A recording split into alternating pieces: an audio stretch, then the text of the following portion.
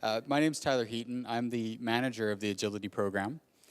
This presentation today is part of our Innovation Speaker Series. This is our 5th event, and each time we take the opportunity to bring somebody or a group of people in to talk to you about innovative practices, about business practices, but also to talk about some topics that are important to the community, and in this case, especially to the local community.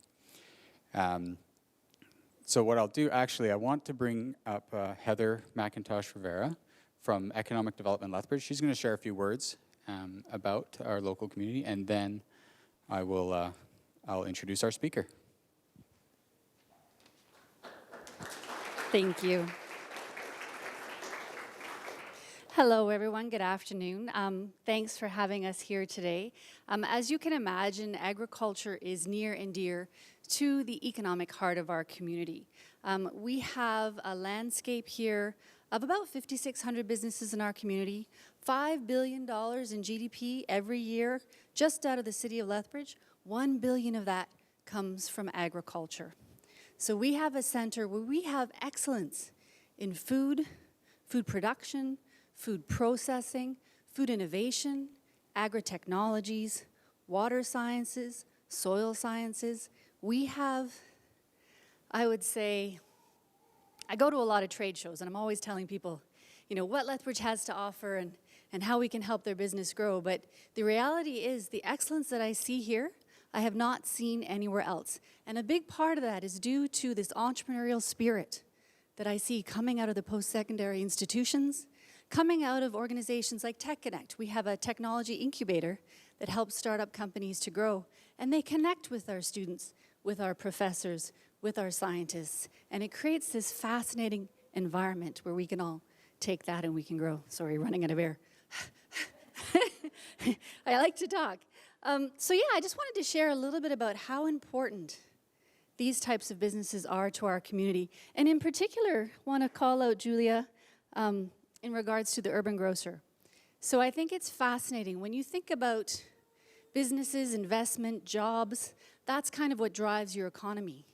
But for every 100 jobs in our community, 55 of those jobs come from existing businesses. It's those businesses that reinvest in their community and that grow that job landscape. 44 jobs out of every 100 come from the entrepreneurs, come from the startups.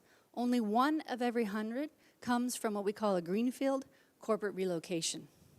So when I do my job every day, I work hard to support our local businesses and help our entrepreneurs start new businesses. And if they can connect with food, even better. So thank you so much for being here today.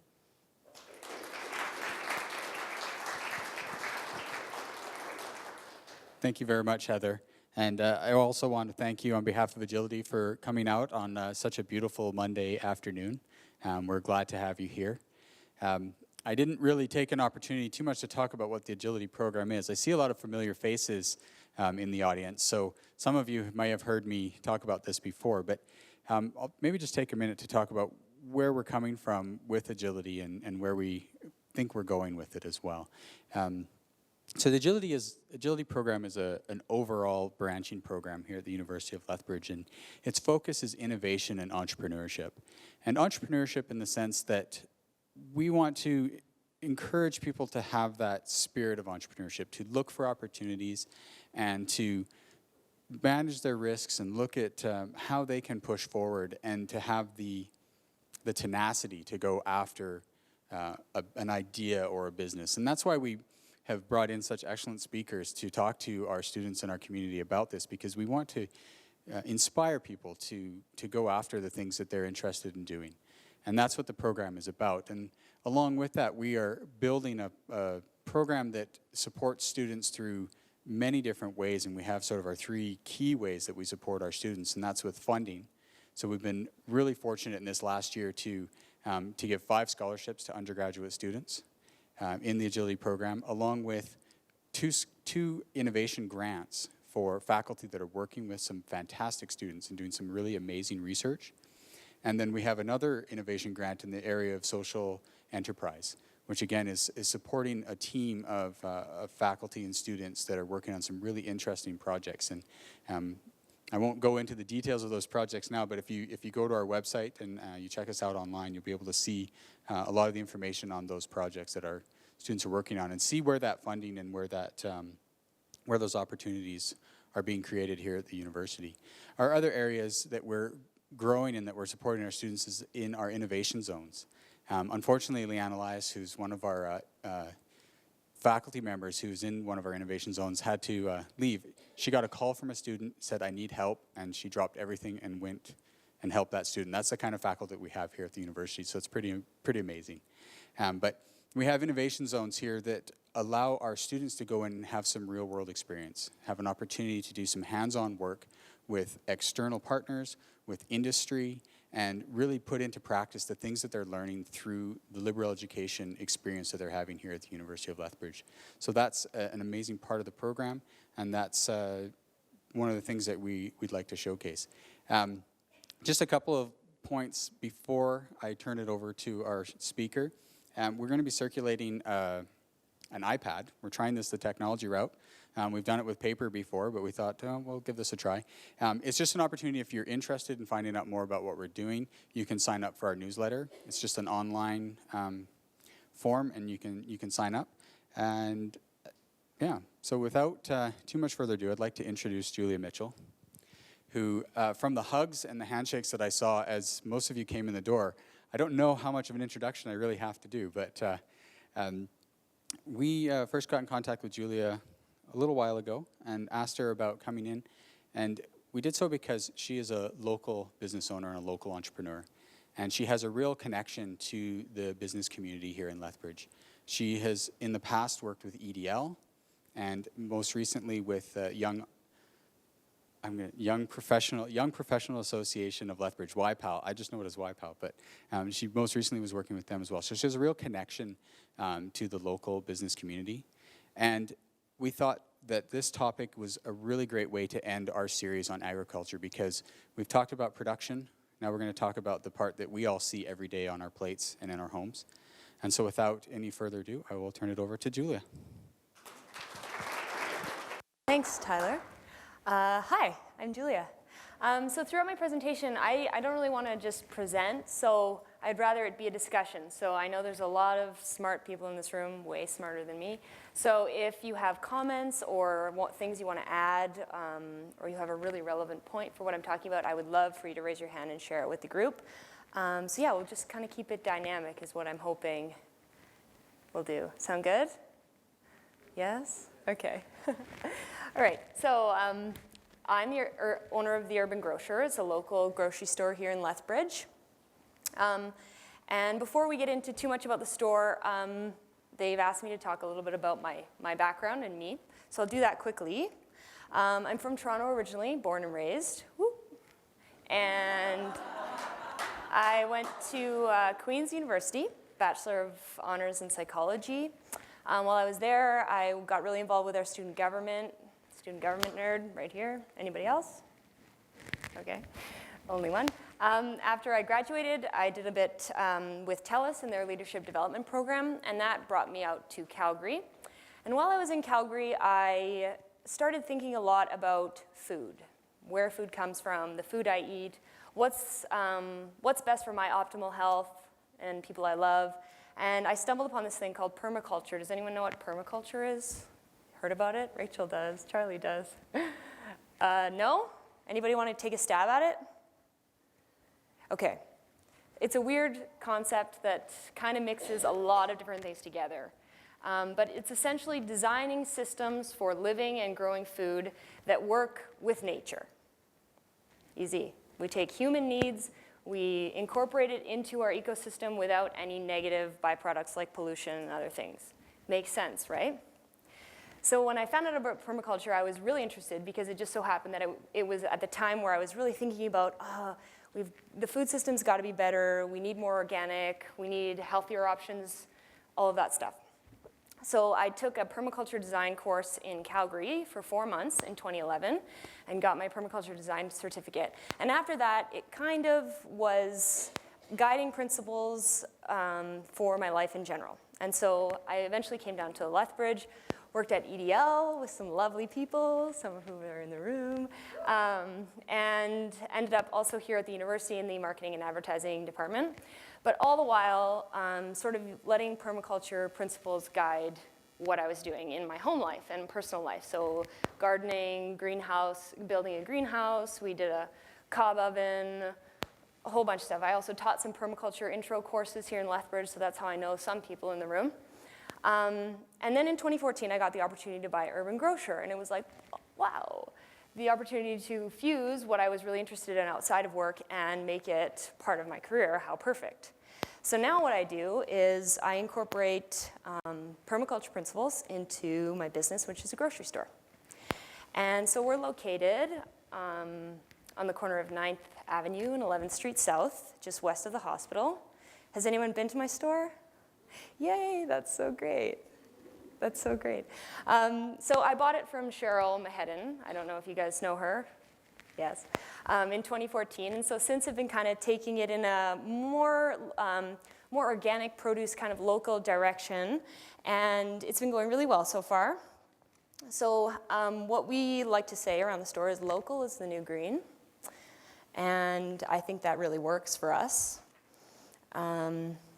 We try to bring in local goods grown and produced in the southern Alberta area and bring it to Lethbridge residents who want higher quality, more environmentally sustainable food products. And where we can't source things really local, we try for organic, we try for natural, and we try for Canadian as well, first and foremost. Obviously, there's some exceptions. There are really great products that a lot of people want that are from the US or Europe or things like that. And produce isn't grown here all year round in a way that's accessible, so we do have to get some stuff shipped in. But our goal is to try and find solutions to those issues as well as we go. So we carry everything from yak, beef from Pincher Creek, to natural skincare products made here in Lethbridge, and we try and support local small businesses along the way. And so here's a list of most of the small businesses and local producers that we support, and in turn support us. So I'm sure you recognize a lot of them. Some of them are at the farmers market. Some do direct sales with customers kind of all over the city. So yeah, lots of great people that I get to work with every day who are making really great local products. So if you haven't heard of any of these people or you haven't been to my store, please check it out. And you'll figure out kind of why as we go along here. So enough about my store for now.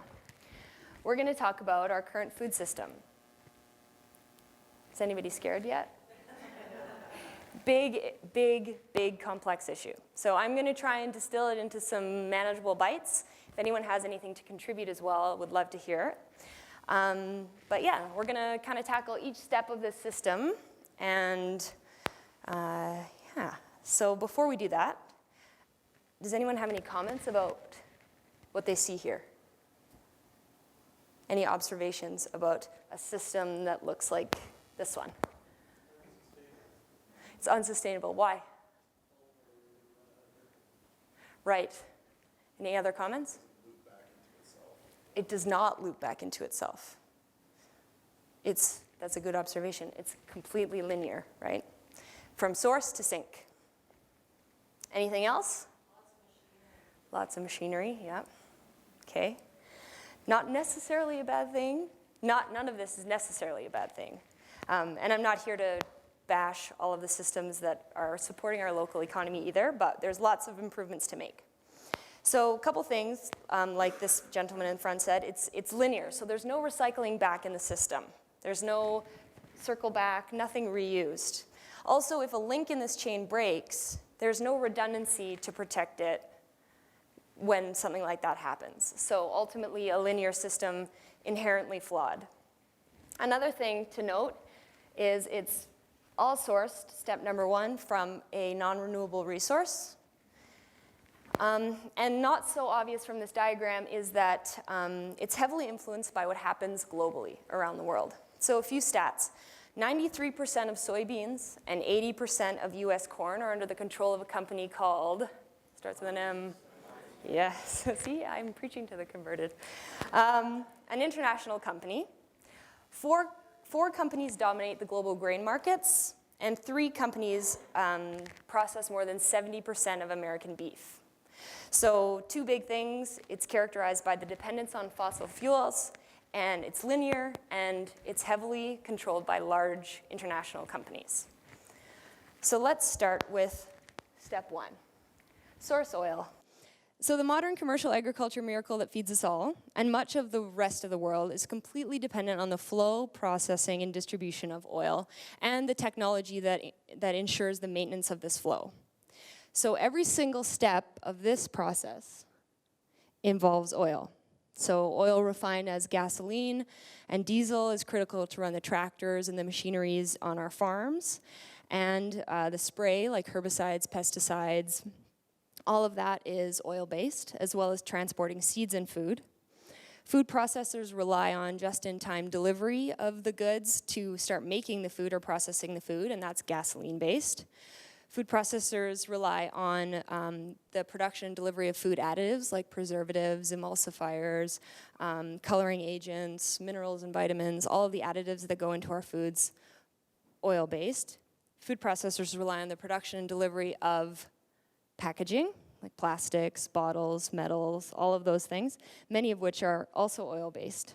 And then the delivery of the finished product to our grocery stores. And then at the consumption level, we also get in our cars and we drive to the grocery store, often several times a week to get our groceries. So on average, it takes about 2,000 liters per year per person of oil to produce food for one person for a year. And so we did a little math, 500 million people about in North America. It would take 400,000 Olympic-sized swimming pools full of oil to produce food for North America for 1 year. That's like unimaginable. Can you even picture in your mind 400,000 Olympic-sized swimming pools? It's pretty crazy. So how is it that we've reached this point of really high consumption of fossil fuels and a dependency on it, a clear dependency on it? In the 1950s and 60s, it was the Green Revolution. We needed to grow more food with less labor, more cheaply, really fast. And so what that meant was that we put more energy into creating machines, minimizing labor, and using fertilizers, pesticides, herbicides, all of those things to make growing food more efficient. And between 1950 and 1984, the world grain production increased by 250% in those years. This is a tremendous increase in the amount of food energy available for human consumption. But the additional energy didn't come from a new sun that appeared in our solar system. And it didn't come from vast areas of land that we just started growing food on. It came from fossil fuels. It came from better machines, and it came from fertilizers, pesticides, and irrigation systems, which are fuel-based or fuel-driven. So in the most extreme case, the energy input to produce food increased by 100%. On a moderate, more like 50% increase in the energy required to produce food, although we're producing more, keep in mind. But yeah, it's not, the amount we're putting in isn't equivalent to what we're getting out. So in a very real sense, due to the laws of thermodynamics, you know, energy gets lost over each step of the process. And so between 1945 and 1994, we increased energy by 4 times, but yield only increased by 3 times. So we're not seeing the connection. We're getting to a point where there's a marginal return on our investment of energy into the food we're getting out of it. And so the Green Revolution is sort of becoming bankrupt in the sense. So it's also, the Green Revolution is also responsible for a few other things I want to mention. First, monocultures. Does anyone know what a monoculture is? Yes. It's lots of crops, or one main crop grown on a large area without any diversity or crop rotation. And so monocropping depletes soil nutrients and decreases biodiversity and a whole bunch of other negative things because we're not rotating our crops. We're growing the same thing on the same soil every year. And what that means is it's more vulnerable to pests, weeds, fungi, all these other things, and now we have to spray with herbicides and pesticides to fix that. So monocropping is one thing. The next is concentrated animal feeding operations. And these are large numbers of animals combined into a small space. Not only is it bad for animal health and welfare because of air quality and water quality, but it's also more likely that diseases will spread among these animals. So they've had to increase antibiotic use and other medicines for the animals, and that ultimately makes it down to us as well. And one thing we haven't really touched on at all, which is going to be probably the largest issue facing mankind, and that is water. And as you can see from this chart, agriculture is responsible for quite the large majority of global water use. And it's continuing to increase as well. There's a lot of mixed data around here, but I wanted to give you guys an idea of how much water it takes to produce a certain amount of food. So 1 loaf of bread, 240 gallons of water. 1 block of cheese, 1 pound of cheese, 382 gallons of water. And 1 pound of beef is 1,800 gallons. So who ate a roast beef sandwich with cheese for lunch? Because that took about 160 gallons of water to make. And this is crucial when we address the issue of food waste as well. We can't talk about water without talking about everyone's favorite state. I thought this cartoon was cute, but scary. So California grows over 90% of North America's crops and livestock. One state. This is the list. California leads the nation in growing all of these things. The ones in bold are where California produces basically all of that. So all the peaches, all the olives, all the plums, pomegranates, rice for North America, grapes, kiwi fruit, figs. And currently it's also experiencing an undeniable drought in California. So just to summarize, the area that grows the majority of our continent's food is running out of water. Farmers are depleting the aquifers on which California sits faster than they can be recharged. So eventually something's going to have to change with this system. Eventually we're going to have to stop relying on California for all of our fruits and vegetables and food, or we're all going to have to stop eating strawberries. Another thing I want to highlight as well, nature's pollinators. Our population of honeybees are facing some serious issues. No other single species plays a significant role in producing fruits and vegetables than honeybees. And right now what we're seeing is literally thousands of honeybees disappearing. apiaries all over the world are reporting that their hives are disappearing off the face of the earth. Nobody can find them. And so this presents a really big problem for our food system, because without pollinators, what will we do? If farmers have to then pay for labor to manually pollinate their crops, what's going to happen to food prices then? So that's a serious issue. I like this cartoon. If we die, we're taking you with us. All kinds of bees. Yep, for sure. Yep, bumblebees too.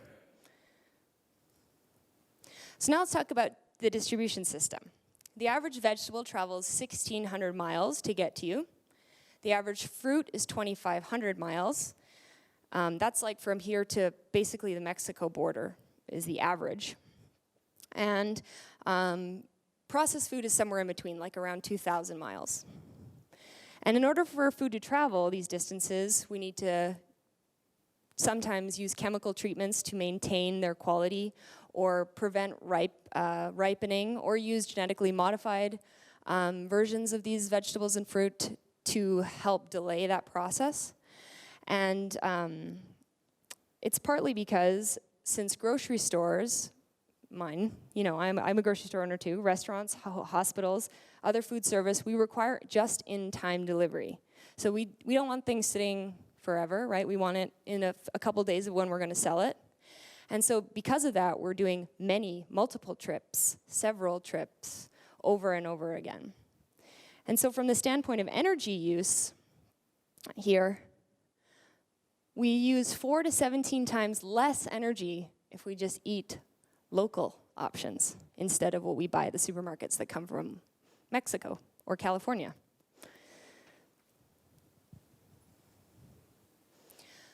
So next on the chain is consumption. Now this is, in my opinion, the most important step. And because I think the consumer is king. We dictate what happens in this market. And ultimately, we're paying our hard-earned dollars for the food we're going to put in our bodies. And so we can demand certain things and certain levels of quality from our food system if we want. But first, let's address where we buy our food. So in the last 30 years, supermarkets developed an increasing share of grocery control.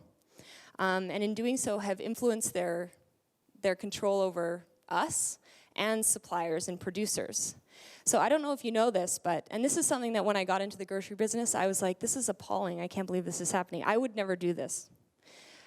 But, so yeah, 75% of the national food market is controlled by 5 companies in Canada. So we have 5 major chains that basically control the whole grocery market. There's not very many of us little independents still kicking around. And supermarkets say that they're just reflecting consumer demand, and that if consumers change their mind, they're going to go somewhere else to buy their stuff. But I don't necessarily buy that. I think big grocery stores often dictate or tell us what we need to buy, and it's not the other way around. And some things that they do, which is kind of crazy for suppliers, and this is why local producers can't get into big grocery stores. They have these things called listing fees. And so a listing fee is a fee to get on the list to be a supplier. So to get on the list, you have to pay to be on the list. Nothing else happens, you just are on the list. And then there's these things called slotting fees, which is fees to pay to be on the shelf. So you get a little shelf space, and it's relative to how much shelf space you're receiving.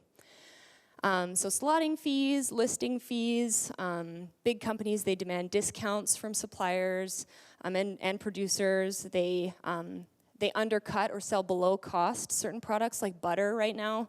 You're all buying butter way cheaper than it's worth, just letting you know.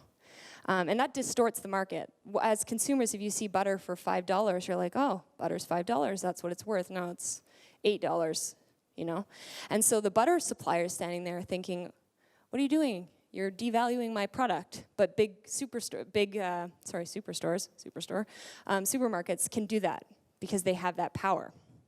And so it's all to drive revenue for them. And I've read a few articles that say up to 50% of grocery store revenues is as a result of those things. Slotting fees, listing fees, undercutting, all of that. Pretty scary. And it means that producers who are making really great things don't necessarily have access to consumers because they're stopped at the door. So what about us as consumers? What role do we play? And I believe this is the most important piece of this puzzle. And we had a discussion a few weeks ago after a documentary screened at the library about this. And it always, for me, comes down to the consumer. But we have realistic expectations, unrealistic expectations about food. So is it realistic to eat a tomato in December in Lethbridge? Nope, it's not. It's not realistic. If we were to be eating seasonally with what we could grow in our climate, we would be eating beets, Rachel, beets, carrots, potatoes, and squash for 7 months. For real. So our expectation about what we can and what we should be able to eat are really unrealistic given the situation that we're in. But no one wants to eat carrots and beets and potatoes and squash for 7 months, except maybe Rachel. Actually, I would be okay with it too. A lot of us would, because we know that it's what we need to do, right? And we're all looking, but a lot of consumers, we're now looking for low-priced food, really easy convenience. Nobody's cooking anymore. Nobody's cooking anymore.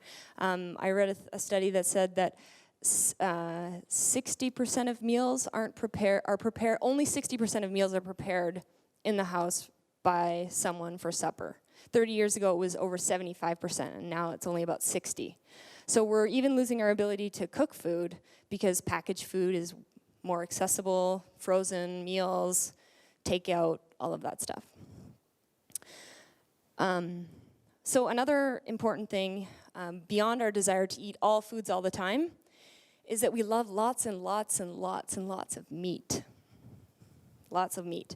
1/3 of our caloric intake is meat, including dairy products. That's 800 pounds a year. And so 1/3 of our diet consists of the most energy-intensive food on the planet. And I don't think we need 800 pounds of meat in a year. We could use a lot less, I think, protein-wise. And so at the end of the day, however, we have more choices than ever before, too. So average grocery store now has over 42,000 items for you to choose from. So obviously, you're going to go into a grocery store and say, I don't know what the heck to pick. There's so much to pick from. I don't know what's good and bad. At Urban Grocer, we have 1,702 SKUs. So here is the next step. And this is a really, really crazy, important step in this chain too.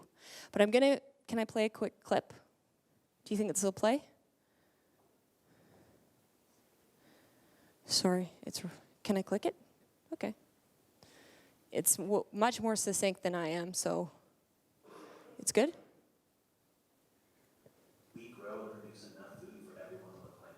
Yet there are 870 million hungry people on the planet, and 2.5 million children die of malnutrition every year. Worldwide, we produce 27. Crazy, right? So I read recently, who has picked up National Geographic in the past month or so? On the food waste edition? Okay, that was crazy. I'm going to summarize because I pulled some points from there. But 2.9 trillion pounds of food is wasted per year. That's about 1/3 of all food. And 53% of fruits and vegetables. So fruits and vegetables are also obviously the biggest part of that. The scary part was that it's wasted mostly at the consumer level, like they said in this video. And the 4 worst countries, US, Canada, Australia, and New Zealand. We're the worst for consumer waste. It's at that step that we waste the most. So if we look at every single step of this chain, well, sorry, that got cut off a bit, and put it all together, inputs versus outputs, we have a 7-to-1 ratio, 10.3 to 1.4 in terms of what we put in versus what we get out. In a feedlot operation, it's almost as high as 35-to-1. If you just isolate that. But if you buy from your local farmer, ta-da, 3-to-1. That's a number that I could live with. So many people. One thing we know for sure is that the world's population is not decreasing. It is going to get up to 9 billion by 2050. And many researchers around the world are trying to figure out how do we feed all these people with a system that's currently flawed. And because of climate change, population growth, increasing prices in energy, current farmers are going to struggle really hard to try and produce for 9 billion people. So what's the solution? It's pretty complicated, vastly complex. And it has to do with the distribution of food worldwide, the support of the developing world to start getting them to grow their own food using technology, alternative energy. But for us, it's not so bad.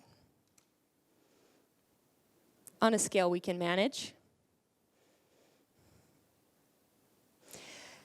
We need to support small, local food systems. And not to say that big agriculture can't exist, it definitely has to, but we need to complement it with small systems. There needs to be a balance between both. Diverse farms that use few chemicals or none at all are more sustainable, equitable, and democratic in nature to begin with. So this is because when a consumer and a producer can meet and talk to each other and connect, it means that the consumer has a say in how food is produced. And so smaller, close-knit systems mean that consumers, you're going to pay higher a higher amount of money for a higher quality product. And farmers get to pocket more of that money as well, because there's no in-between. There's no distribution, there's no big retailer taking margins off the value of that food. The farmer gets it, and the consumer pays it. And because food is produced and consumed in the same region, we don't have the fossil fuels used for transportation. They should go down. So goodbye processed meat and fruit from the Southern Hemisphere, and hello to local, fresh, and seasonal foods is important. So in the past 15 years, we've lost over 70,000 farmers in Canada. And more than half of the farmers we still have are over 55. So because of urbanization and because only multi-million-dollar companies and Hutterite colonies seem to be able to afford land these days, it's really there's lots of barriers to becoming a farmer. And so I think people are disheartened with that. To me, I wish we would put more time into thinking about what our farmers are doing, because they're the ones who provide food for us. This picture is Moira and Jody, and they run Fork in the Road Organic Farm just outside of Lethbridge, kind of on the way to Coaldale. And they're doing some really great things on their farm. The good news is there's a lot happening in our region to get excited about. Something that we must do in northern climates is start getting creative about how to grow food all year, because we can't continue to rely on California. Another thing is some research done here. John Usher, big ups. Local food hubs. So John Usher and his team in the Faculty of Management are doing some research on exploring the possibility of a food hub in southern Alberta. And it's basically a regional distribution type center that could potentially help distribute and market local goods in a more organized and sustainable way than we're doing now. And it means that we're connecting our local producers with consumers, and consumers have better access to local products. So we're really excited about what's going to come out of that research. We don't know exactly yet. It's in its beginning phases, but it's definitely gaining momentum. And so what can we do? Because consumer is king, and that's us. We have to change our behaviors so the system will follow suit. So we need to demand local, fresh, organic, and ethical foods, or it's just not going to change. So from May to December, there's lots we can do. We can shop at the farmer's market, or buy into a community-supported agricultural program, or shop at my store. There's also other local stores in Lethbridge who are supporting local business too, not just mine.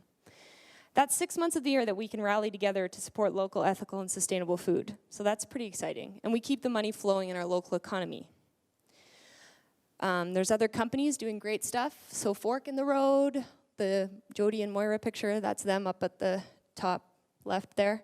Synergy Urban Farms, they are spin farmers. So they basically take people's front lawns around Lethbridge, turn them into organic gardens, and then sell the produce to the farmer's market. So look for them, because they'll be at the big Saturday farmer's market for the first time this year. Really exciting, really innovative stuff. Noble Gardens, they have a CSA program. I think they're near Noblefort. Busy Bee Market Garden, Trevor's back here. And Joanne and Dave Harris at Harris Farms are also kind of all these like-minded people who are working towards the same thing.